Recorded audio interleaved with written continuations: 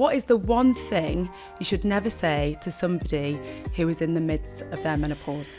I personally don't think it's one specific thing that you shouldn't say, because we're not like kind of these crazed animals who are just going to attack you we could.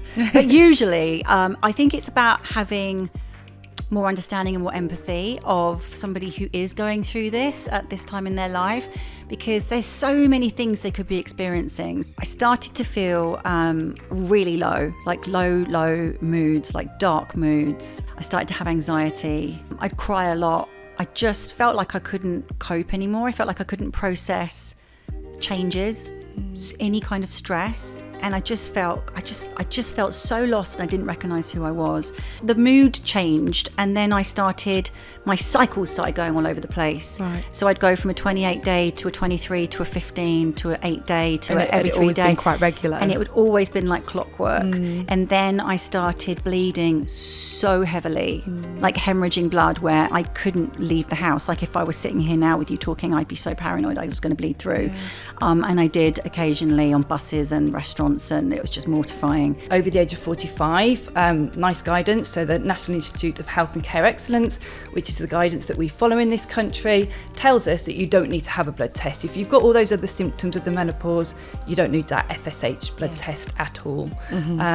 Under the age of 45, yes, if you're considering it as part of other diagnoses. But again, if there's enough symptoms there, then we can treat without that blood test being raised. If you go in to see your GP, absolutely, please do tell us, I think this is menopause. Yeah. Say those words, I think this is menopause, I think this is perimenopause. Let us know. That's so helpful for us. But your GP might still want to do some tests to rule out other things, and that's the right thing for them to do. Well, most of the modern HRT that we use these days is body identical HRT. It is natural. It comes from yams, which is a root vegetable. So the estradiol that we use, the estrogen that we use, it's as natural as it's going to get, and it mimics our own natural hormones. So I always reassure women in that way as well. Before I even talk to my ladies about having HRT, we talk about lifestyle.